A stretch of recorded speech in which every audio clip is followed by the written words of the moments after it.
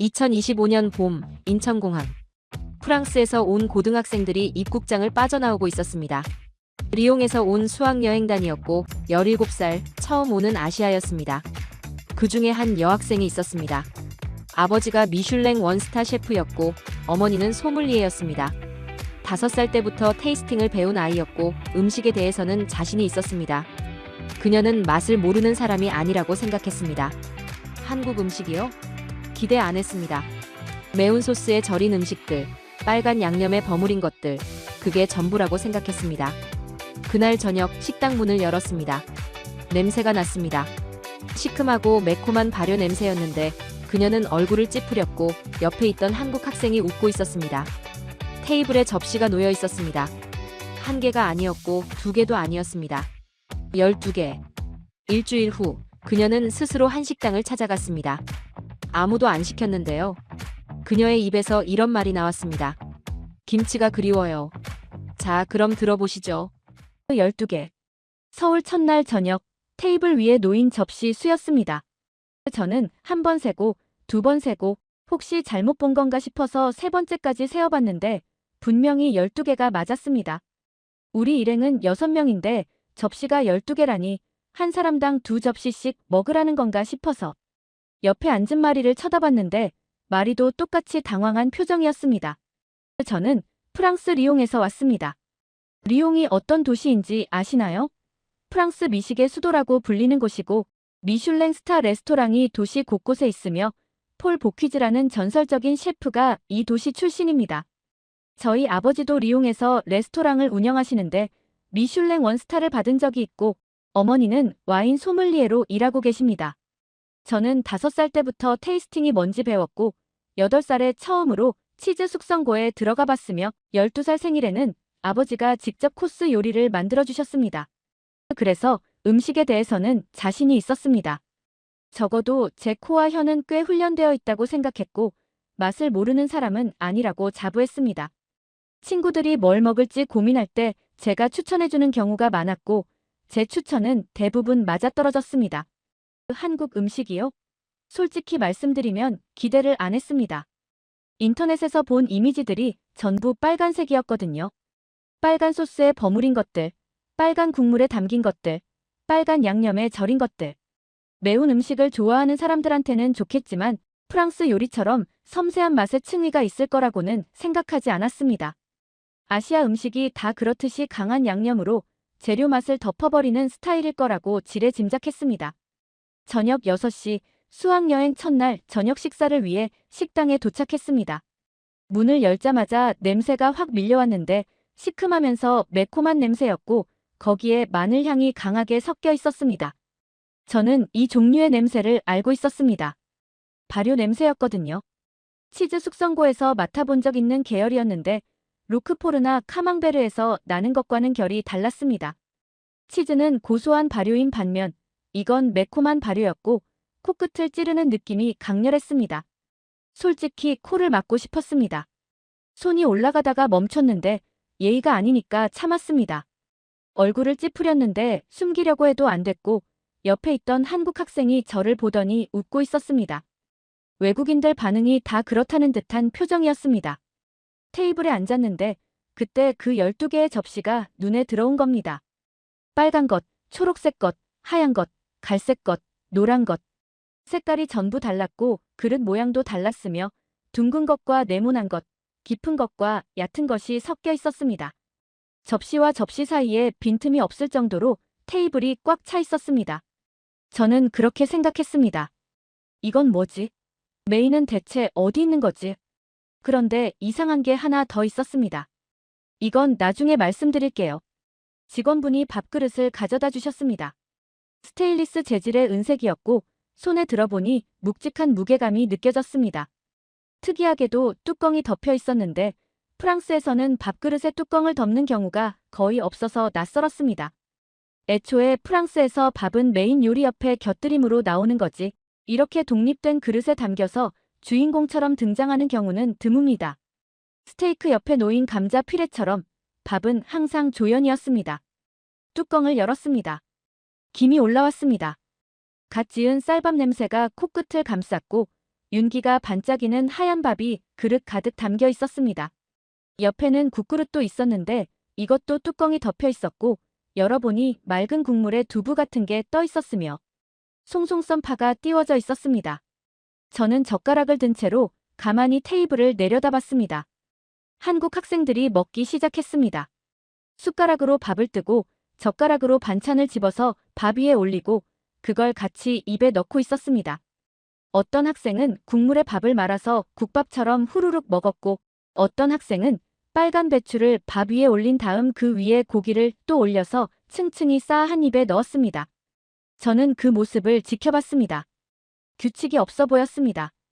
각자 완전히 다른 방식으로 먹고 있었는데 아무도 이상하게 쳐다보지 않았고 선생님도 뭐라고 하지 않았습니다. 프랑스에서는 먹는 순서가 정해져 있습니다. 전체부터 디저트까지 셰프가 설계한 순서대로 먹는 게 예의이고 그게 미식을 즐기는 방법입니다. 그런데 여기는 순서라는 게 없었습니다.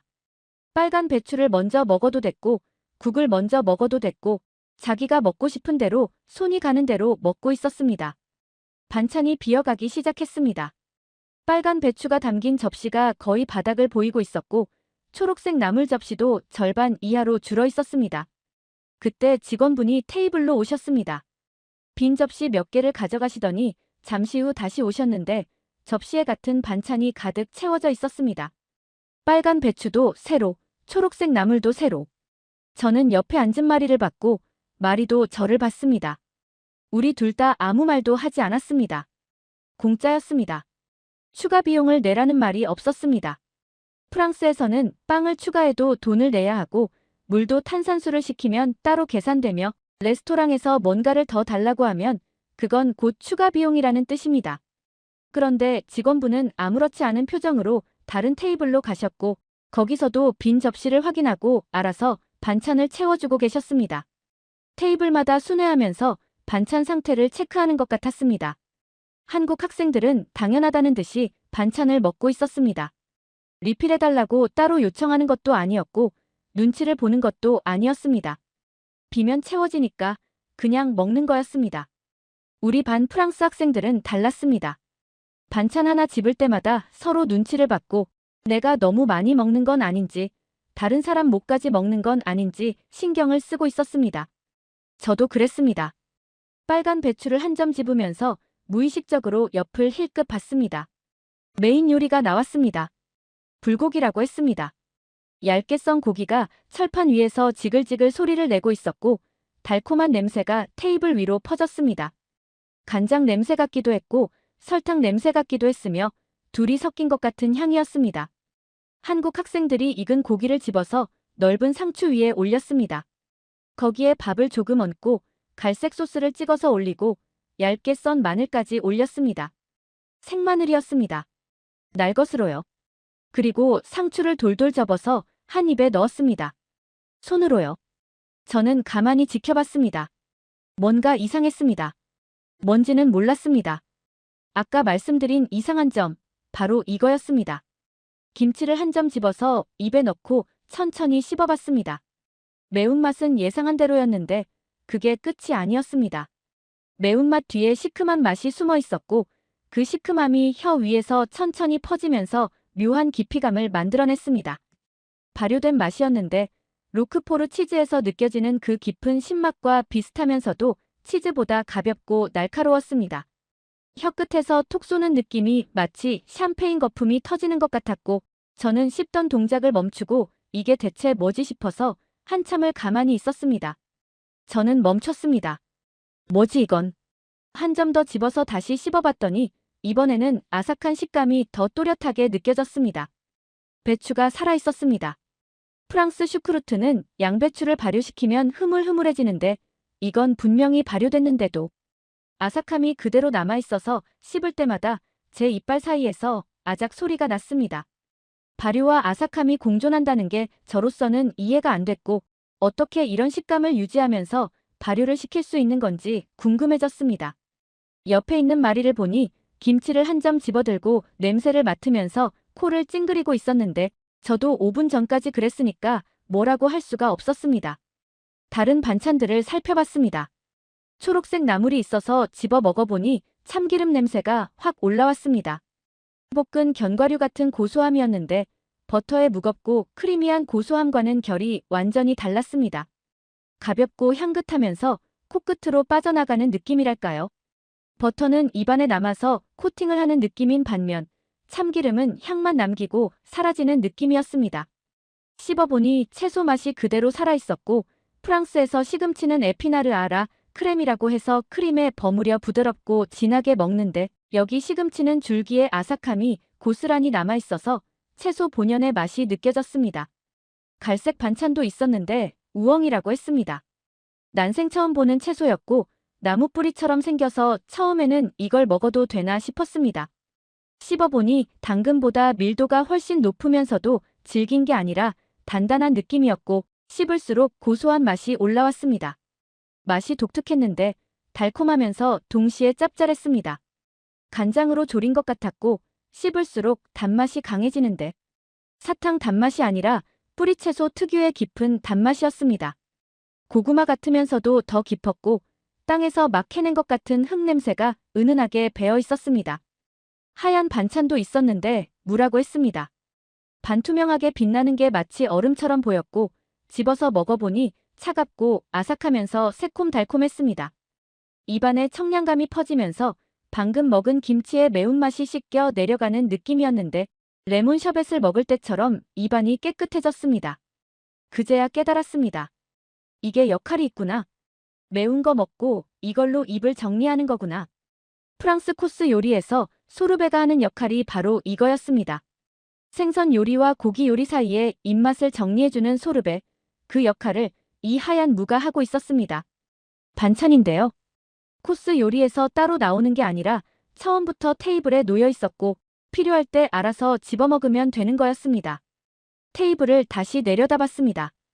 빨간색, 초록색, 갈색, 하얀색이 어우러져 있었고 색깔이 전부 달랐으며 맛도 전부 달랐습니다.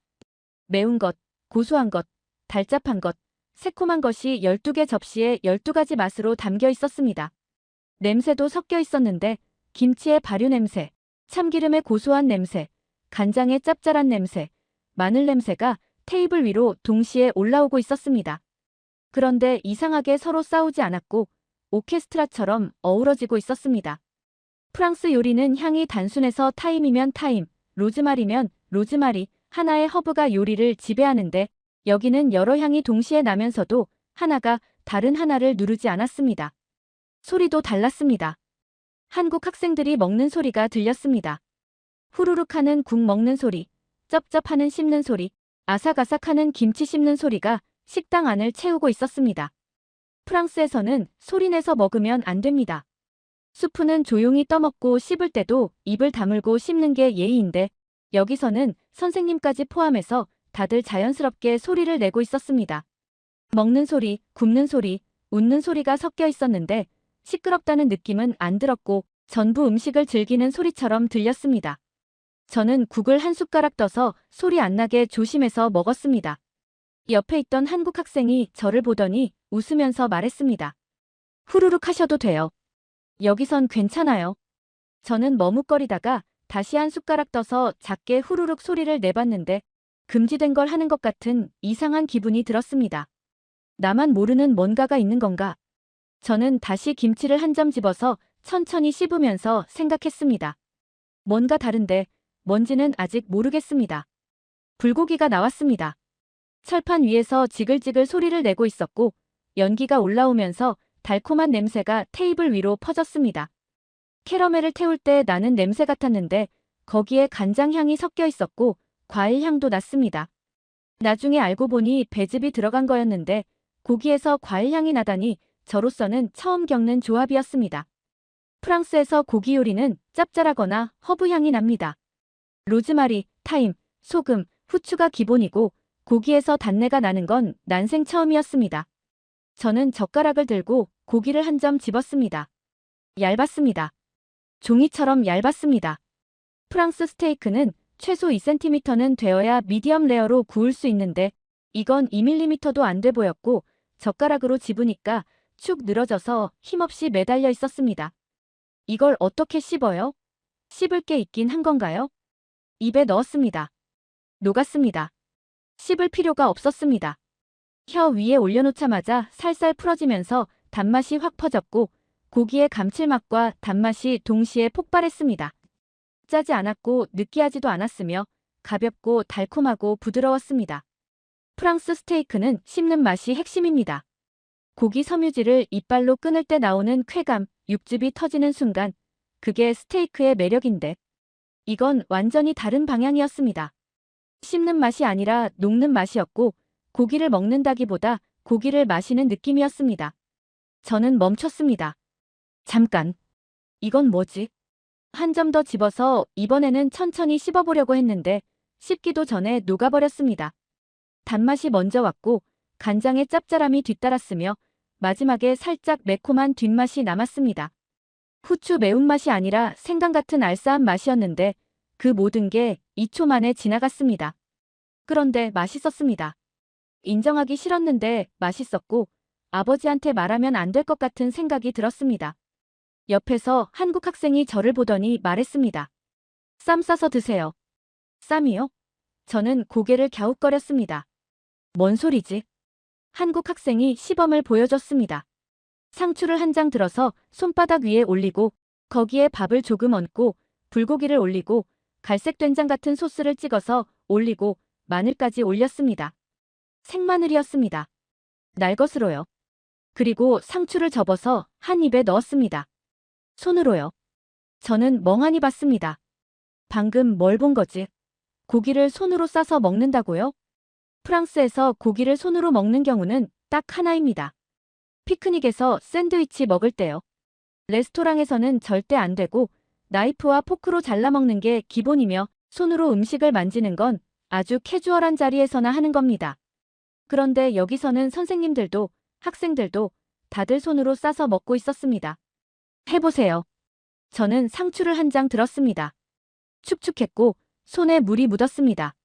일단 손바닥 위에 올리고 밥을 얹으려는데 얼마나 얹어야 하는지 감이 안 와서 대충 한 숟가락 얹었습니다. 불고기를 올리고 된장을 찍으려는데 젓가락이 미끄러지면서 된장이 상추 옆으로 떨어졌습니다. 테이블에 갈색 얼룩이 생겼습니다. 아, 죄송합니다. 다시 시도했습니다.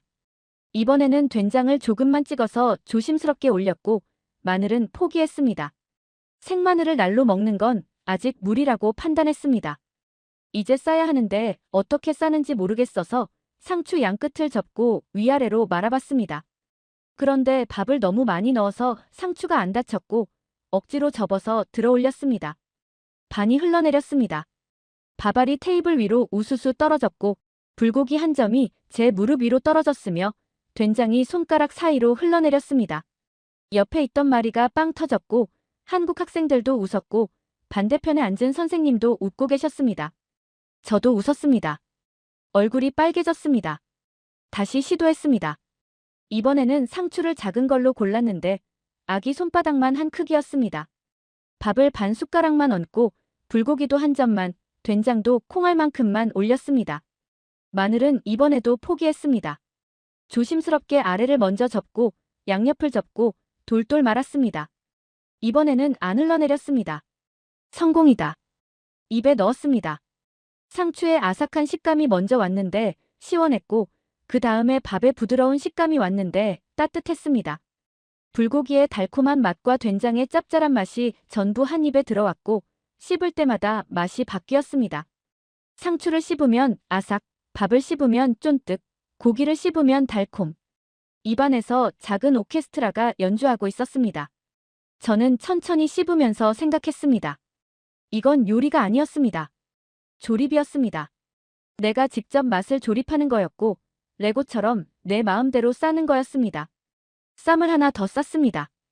이번에는 김치를 넣어봤는데 상추, 밥, 불고기, 김치 조합이었습니다. 입에 넣으니 아까와 또 다른 맛이었고 김치의 매콤하고 시큼한 맛이 불고기의 단맛과 부딪혔습니다. 싸우는 줄 알았는데 의외로 어울렸고 매운맛이 단맛의 느끼함을 잡아주면서 입안이 개운해지는 느낌이었습니다. 또 하나 쌌습니다. 이번에는 용기를 내서 생마늘을 올렸는데 얇게 썬 거 한 장이었습니다.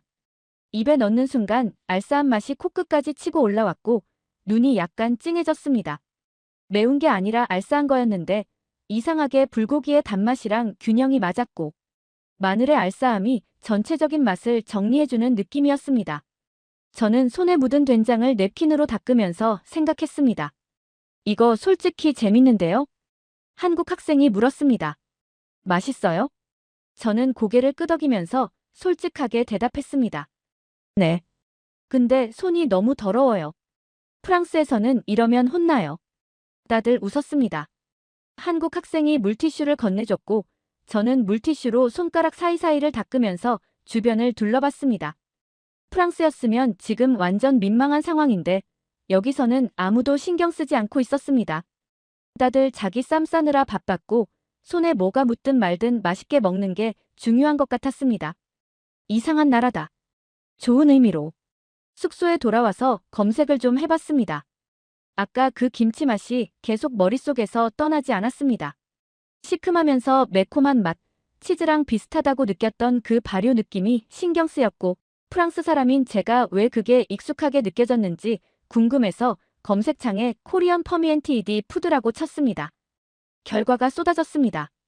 김치, 된장, 간장, 고추장, 젓갈, 막걸리, 청국장, 식초, 장아찌. 스크롤을 내렸는데 계속 나왔고 한참을 내려도 끝이 보이지 않았습니다. 한국 발효 음식 종류 약 300가지 이상. 저는 그 숫자를 보고 혹시 잘못 본 건가 싶어서 다시 확인했습니다. 프랑스 치즈 종류가 몇 개인지 아시나요? 약 400종입니다. 프랑스 사람들은 이걸 엄청나게 자랑스러워하고 샤를 드골 대통령이 치즈가 400종인 나라를 어떻게 통치하겠느냐고 말했을 정도입니다. 그런데 한국은 채소 발효, 콩 발효, 생선 발효, 곡물 발효, 젓갈 발효까지 카테고리만 5개였고 각 카테고리마다 수십 가지씩 있었습니다. 프랑스는 치즈라는 한 카테고리 안에서 400종이고 한국은 5개 카테고리에 걸쳐서 300종인 거였습니다. 발효 강국이라고 생각했는데 우리만 그런 게 아니었습니다.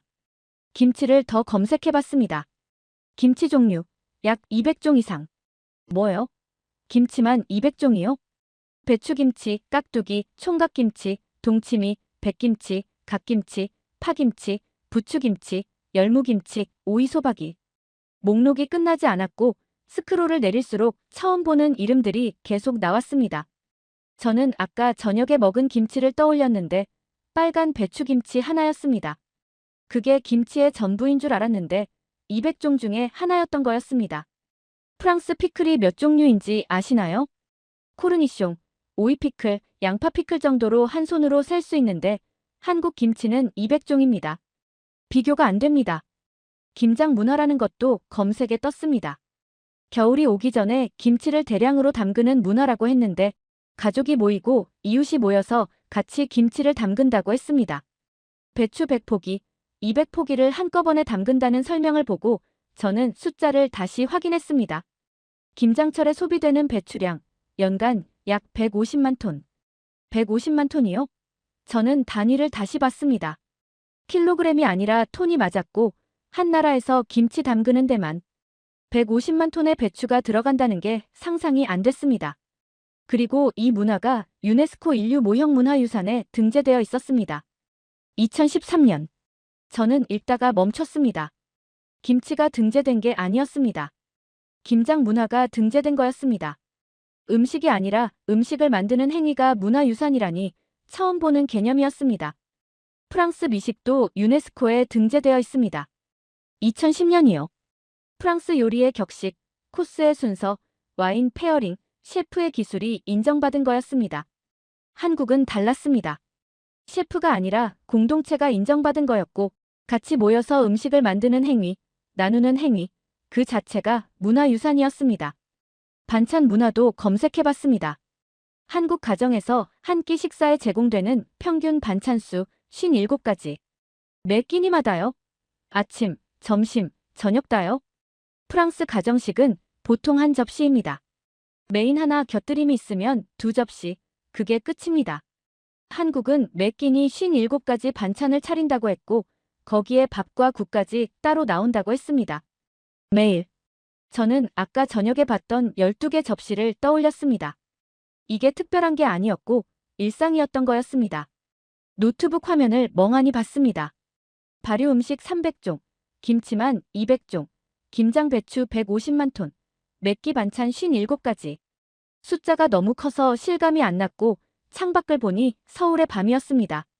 아파트 불빛이 빽빽하게 켜져 있었는데 저 집들 하나하나에서 매일 57가지 반찬을 차리고 있다고요?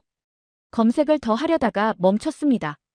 더 보면 자존심이 남아나질 않을 것 같았고 프랑스 미식이 최고라고 생각했던 제가 우물 안개구리였나 싶은 생각이 들었습니다.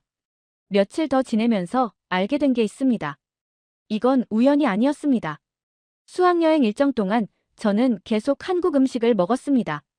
아침에는 호텔 조식으로 죽이 나왔고 점심에는 비빔밥을 먹었고 저녁에는 삼겹살을 구워 먹었으며 간식으로는 떡볶이를 먹었습니다.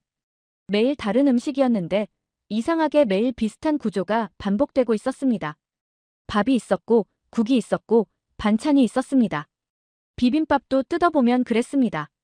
밥 위에 나물이 올라가 있었고 고추장이 있었고 섞어서 먹었는데 결국 밥과 반찬의 조합이었습니다. 형태만 다를 뿐 구조는 똑같았습니다. 삼겹살도 마찬가지였는데 고기를 구워서 쌈을 쌌고 밥이 따로 나왔고 된장찌개가 같이 나왔으며 반찬도 나왔습니다.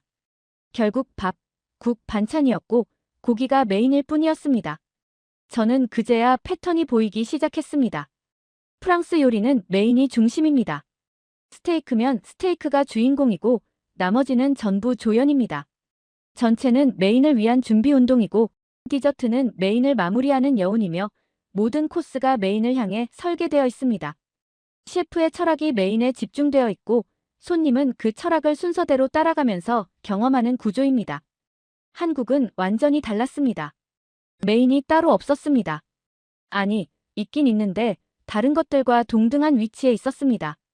불고기가 나와도 김치가 같이 나왔고 삼겹살이 나와도 된장찌개가 같이 나왔으며 메인과 반찬의 경계가 흐릿했습니다. 처음에는 이게 이상했습니다. 메인이 약해 보였고 집중력이 없어 보였으며 산만하다는 생각까지 들었습니다.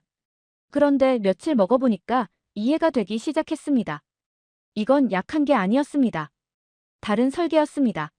하나에 집중하는 게 아니라 전체의 균형을 맞추는 설계였고 주인공 하나를 내세우는 게 아니라 앙상블을 만드는 설계였습니다. 반찬 리필에 대해서도 다시 생각해봤습니다. 첫날 저녁 반찬이 공짜로 리필되는 게 신기했었는데 프랑스에서는 상상도 못할 일이었기 때문입니다. 그런데 며칠 지나니까 왜 그런지 이해가 됐습니다. 반찬은 완성품이 아니었습니다. 재료였습니다. 밥과 반찬을 어떻게 조합할지는 먹는 사람이 정하는 거였습니다. 오늘 김치가 땡기면 김치를 많이 먹으면 됐고 나물이 먹고 싶으면 나물을 많이 먹으면 됐으며 그날 컨디션에 따라 얼마든지 다르게 먹을 수 있었습니다. 그래서 리필이 되는 거였고 조합의 재료니까 부족하면 채워주는 게 당연한 거였습니다. 프랑스 레스토랑에서 스테이크에 소스를 더 달라고 하면 추가 비용을 내야 합니다. 당연합니다. 셰프가 계산한 양이 있고 소스가 더 들어가면 맛의 균형이 깨지기 때문입니다. 셰프가 설계한 완성품을 손님이 함부로 건드리면 안 되는 거죠. 한국은 달랐습니다. 균형을 셰프가 정하는 게 아니라 손님이 정하는 거였습니다. 오늘 짜게 먹고 싶으면 김치를 더 먹으면 됐고 싱겁게 먹고 싶으면 나물을 더 먹으면 됐습니다. 그래서 리필이 무료인 거였고 이건 서비스가 좋은 게 아니라 시스템 자체가 다른 거였습니다. 저는 그제야 알았습니다. 이건 친절이 아니라 구조였습니다. 쌈 문화도 다시 생각해봤습니다. 불고기 먹을 때 쌈을 쌌었는데 상추, 밥, 고기, 된장, 마늘을 제가 직접 조립했습니다. 처음에는 이게 불편했습니다. 왜 완성해서 안 주지? 왜 내가 직접 싸야 하지? 귀찮고 손도 더러워지는데 이게 무슨 의미가 있나 싶었습니다. 그런데 며칠 해보니까 알겠더라고요. 이게 재미였습니다. 똑같은 재료인데 매번 다른 맛이 났습니다. 어제는 마늘을 많이 넣어봤고 오늘은 된장을 많이 넣어봤는데 매번 새로운 조합이었고 매번 다른 맛이었습니다. 제가 만드는 거니까 실패해도 제 책임이었고 그래서 부담이 없었습니다. 맛있으면 제가 잘 만든 거고 맛없으면 다음에 다르게 만들면 그만이었습니다. 프랑스 레스토랑에서는 셰프가 만든 대로 먹어야 합니다. 그게 예의이고 그게 미식을 즐기는 방법입니다. 스테이크가 너무 익었다고 불평할 수는 있지만 내가 직접 굽겠다고 할 수는 없습니다. 손님은 감상하는 사람이지 참여하는 사람이 아닙니다. 한국은 달랐습니다. 내가 직접 만드는 게 당연했습니다.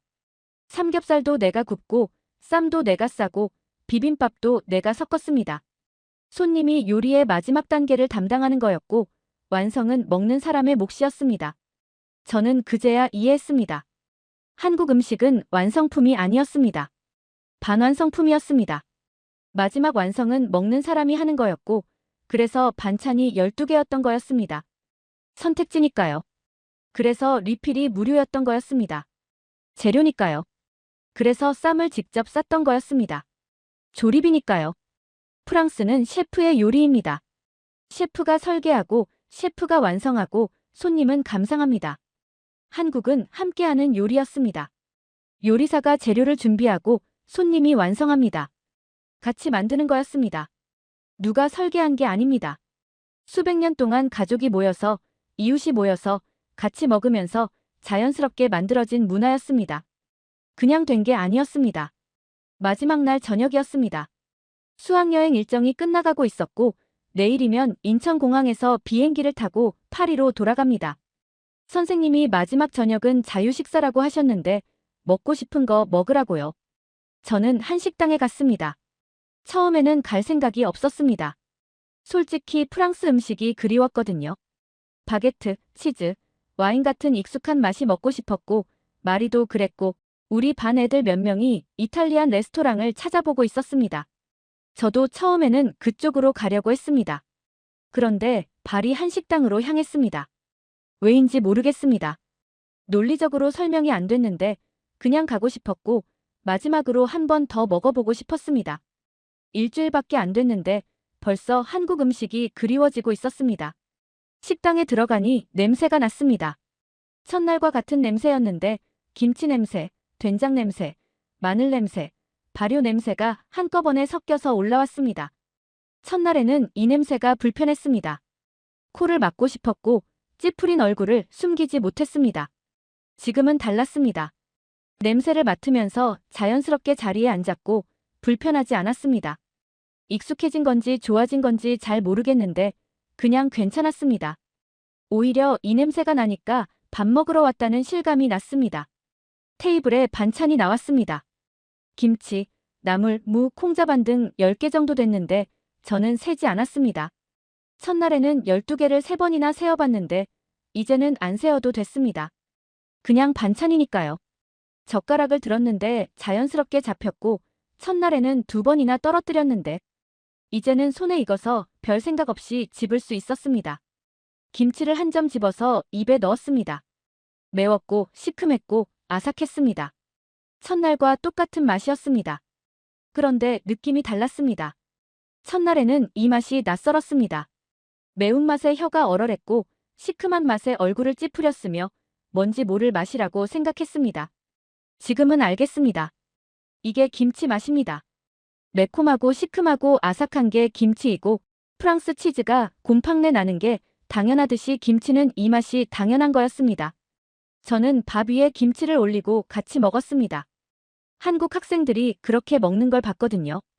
밥의 단맛과 김치의 매운맛이 섞였는데 서로 부딪히는 게 아니라 어우러졌습니다. 불고기도 시켰습니다. 철판 위에서 지글거리는 소리가 났고 달콤한 냄새가 테이블 위로 퍼졌습니다. 저는 상추를 들어서 밥을 얹고 불고기를 올리고 된장을 찍어서 올렸습니다. 이번에는 마늘도 올렸습니다. 쌌습니다. 첫날처럼 흘러내리지 않았고 손에 익었습니다. 입에 넣으니 상추의 아삭함, 밥의 부드러움, 불고기의 달콤함, 된장의 짭짤함, 마늘의 알싸함이 전부 한 입에 들어왔습니다. 씹을 때마다 맛이 바뀌었고 저는 천천히 씹으면서 생각했습니다. 일주일 전에는 이게 뭔지 몰랐습니다. 왜 손으로 싸서 먹는지, 왜 반찬이 10개나 나오는지, 왜 리필이 공짜인지 전혀 이해가 안 됐고 그냥 이상하다고만 생각했습니다. 지금은 압니다. 이게 한국 음식입니다. 같이 만들고 같이 먹는 음식, 내가 직접 조립하고 내 입맛대로 완성하는 음식. 저는 17년 동안 프랑스 음식이 최고라고 생각했습니다. 아버지가 셰프니까요. 어머니가 소믈리에니까요. 미슐랭 레스토랑에서 먹어봤으니까요. 코스 요리의 격식을 알고 와인 페어링의 원리를 알고 치즈의 숙성 과정을 아니까요. 그래서 한국 음식을 낮게 봤습니다. 솔직히 인정합니다. 매운 소스에 절인 음식이라고 생각했고 코스가 없으니까 격식이 없다고 생각했으며 셰프가 완성 안 하니까 수준이 낮다고 생각했습니다. 틀렸습니다. 아니, 틀렸다기보다는 제가 좁게 봤습니다. 프랑스 방식만 알고 다른 방식은 몰랐으며 셰프의 요리만 알고 함께하는 요리는 몰랐습니다. 미식이라는 게 한 가지 형태만 있는 줄 알았는데 완전히 다른 방향의 미식이 존재한다는 걸 이제야 알게 됐습니다. 한국 음식은 다른 설계였습니다. 다른 격식이었습니다. 다른 맛있음이었습니다. 인정합니다. 이건 다른 겁니다. 계산을 하고 식당을 나왔습니다. 서울의 밤거리를 걸었는데 네온사인이 반짝이고 있었고 어디선가 고기 굽는 냄새와 김치찌개 냄새가 났습니다. 사람들이 식당에서 웃고 떠들고 있었고 335 모여서 뭔가를 맛있게 먹고 있었습니다. 저는 걸으면서 생각했습니다. 리옹에 돌아가면 아버지한테 말해야겠다고요. 한국 음식 얘기를, 발효 얘기를, 쌈 문화 얘기를. 아버지가 어떤 반응을 할지 궁금한데 아마 흥미로워할 것 같습니다. 셰프니까요. 다른 방식의 요리에 관심이 많으니까요. 저도 요리를 배우고 싶어졌습니다. 프랑스 요리도 한국 요리도 둘 다 알고 싶어졌습니다. 인천공항에 도착했습니다. 출국장으로 들어가는 길이었는데 캐리어를 끌면서 주변을 둘러봤습니다. 공항이 깨끗했고 사람들이 줄을 서서 기다리고 있었으며 조용했습니다. 일주일 전에 처음 도착했을 때와 같은 풍경이었습니다. 그런데 느낌이 달랐습니다. 일주일 전에는 그냥 공항이었습니다. 깨끗하네, 넓네, 그 정도였습니다. 지금은 달랐습니다. 이 공항을 나서면 한국 음식을 못 먹는다는 생각이 들었고 김치도 불고기도 된장찌개도 당분간은 못 먹겠구나 싶었습니다. 이상한 기분이었습니다. 일주일 전만 해도 한국 음식에 기대가 없었는데요. 마리가 옆에서 걸어오더니 물었습니다. 뭐 생각해? 저는 웃으면서 대답했습니다. 김치 생각했어. 마리도 웃었습니다. 나도. 이상하지? 첫날에는 냄새 맡고 얼굴 찌푸렸는데. 저도 그랬습니다. 첫날 저녁 식당 문을 열자마자 맡았던 그 냄새가 떠올랐습니다. 시큼하고 매콤한 발효 냄새였는데 코를 막고 싶었고 이게 뭔 냄새야 라고 생각했습니다. 지금은 그 냄새가 그립습니다. 파리에 돌아가면 한국 식당을 찾아봐야겠다고 생각했습니다. 김치찌개 파는 데가 있을까요? 출국 수속을 밟았습니다. 여권을 내밀고 짐을 붙이고 보안 검색을 통과한 다음 면세점을 지나 탑승구로 향했습니다. 탑승구 앞 의자에 앉아서 비행기를 봤습니다. 저 비행기를 타면 12시간 후에 파리이고 집에 도착하면 어머니가 저녁을 차려주실 겁니다. 아마 라따뚜이나 퀴슈 같은 익숙한 프랑스 가정식이겠죠. 맛있겠죠. 당연히 맛있겠죠. 어머니 요리니까요. 그런데 이상하게 한국 음식이 자꾸 떠올랐습니다. 밥 위에 김치 올려서 같이 먹던 것, 상추에 불고기 싸서 한 입에 넣던 것, 반찬 리필해달라고 손 들던 것, 된장찌개 후루룩 마시던 것. 일주일밖에 안 됐는데 벌써 그립습니다. 비행기에 탔습니다. 자리에 앉아서 창밖을 봤는데 인천공항 활주로가 보였습니다. 비행기가 천천히 움직이기 시작했고 이륙 준비가 진행됐습니다. 저는 창밖을 보면서 일주일을 떠올렸습니다. 첫날 식당에서 12개 접시를 보고 당황했었습니다. 이게 뭐야? 왜 이렇게 많아? 라고 생각했고 젓가락을 2번이나 떨어뜨렸으며 김치 냄새에 얼굴을 찌푸렸습니다. 둘째 날 불고기를 먹었는데 쌈을 싸다가 절반을 흘렸고 민망해서 얼굴이 빨개졌는데 그런데 맛있었습니다. 인정하기 싫었지만 맛있었습니다. 셋째 날부터는 적응이 됐고 젓가락질이 익숙해졌으며 반찬 리필이 당연해졌고 김치가 맛있어졌습니다. 그리고 마지막 날 저는 스스로 한식당을 찾아갔습니다. 아무도 안 시켰는데요. 그냥 가고 싶었습니다. 비행기가 이륙했습니다. 서울이 점점 작아졌습니다. 한강이 보였고 빌딩들이 보였으며 그러다 구름 속으로 들어가면서 서울이 사라졌습니다. 저는 눈을 감았습니다. 리옹에서 17년을 살면서 프랑스 음식을 먹으면서 자랐습니다. 아버지의 레스토랑에서 미식이 뭔지 배웠고 셰프의 요리가 최고라고 생각했으며 코스 요리의 격식이 진짜 격식이라고 생각했습니다. 일주일 만에 바뀌었습니다. 한국 음식은 다른 미식이었습니다. 셰프가 완성하는 게 아니라 같이 완성하는 미식이었고 순서대로 먹는 게 아니라 골라서 먹는 미식이었으며 격식이 없는 게 아니라 다른 격식이 있는 미식이었습니다. 저는 그걸 몰랐습니다. 프랑스 음식만 알고 다른 음식은 몰랐습니다. 제가 좁았습니다. 기내식이 나왔습니다. 트레이를 받았는데 빵이 있었고 버터가 있었고 파스타가 있었으며 샐러드가 있었습니다. 익숙한 서양식이었습니다. 저는 포크를 들어서 파스타를 한 입 먹었습니다. 맛있었습니다. 당연히 맛있었습니다. 그런데 뭔가 허전했습니다. 반찬이 없었고 리필도 없었으며 내가 조립할 게 없었습니다. 그냥 주는 대로 먹는 거였습니다. 저는 웃었습니다. 일주일 만에 이렇게 바뀌다니요. 옆에 앉은 마리가 물었습니다. 왜 웃어? 저는 대답했습니다. 반찬이 없어서. 마리도 웃었습니다. 나도 그 생각했어. 우리는 같이 웃었습니다. 다음에 누가 저한테 한국 음식 얘기하면 저는 이렇게 말할 겁니다. 직접 드셔보셨어요? 그게 대답입니다. 오늘은 프랑스 리옹에서 온 한 고등학생의 한식 첫 경험을 담아봤습니다. 미슐랭 셰프의 딸, 5살 때부터 테이스팅을 배운 아이였습니다. 프랑스 미식이 최고라고 생각했고 한국 음식은 그냥 매운 소스에 절인 음식일 거라고 지레짐작했습니다. 첫날 저녁 테이블 위에 놓인 12개의 접시를 보고 당황했습니다. 왜 이렇게 많지? 왜 한꺼번에 나오지? 코스가 없으니까 격식이 없는 건가? 일주일이 지나고 그녀는 알게 됐습니다. 격식이 없는 게 아니라 다른 격식이 있었다는 걸. 셰프가 완성하는 요리가 아니라 같이 완성하는 요리라는 걸. 발효 음식 300종, 김치만 200종, 김장 배추 150만 톤. 김장 문화는 2013년 유네스코 인류 무형문화유산에 등재됐습니다. 음식이 아니라 음식을 만드는 행위가 문화유산인 거죠. 그녀는 마지막 날 스스로 한식당을 찾아갔습니다. 아무도 안 시켰는데요. 김치가 그리웠다고 합니다. 일주일 전에는 냄새 맡고 얼굴 찌푸렸는데요. 비슷한 경험 있으신 분들 댓글로 알려주세요. 외국인 친구한테 한식 처음 먹여본 적 있으신 분?